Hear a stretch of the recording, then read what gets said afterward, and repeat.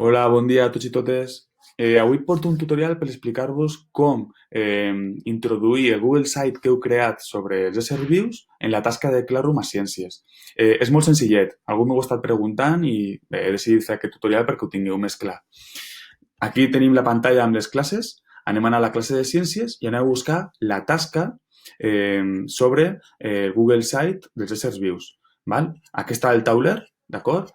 Baixem una miqueta més perquè la tasca segur que la vam presentar la setmana passada i la trobem aquí.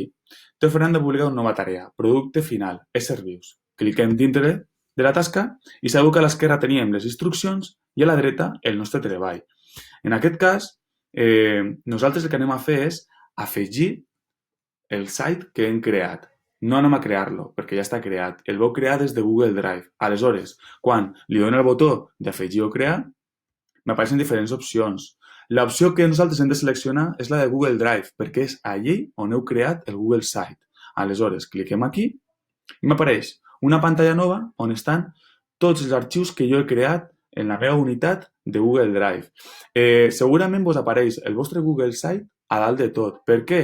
Perquè és el que ho he estat fent recentment, d'acord? Aleshores, el meu està aquí, li dono a afegir i ja el tinc aquí en la tasca, ja està assignat. Aleshores, com ja el tinc penjat en el meu treball, l'únic que he de fer és donar-li el botó d'entregar.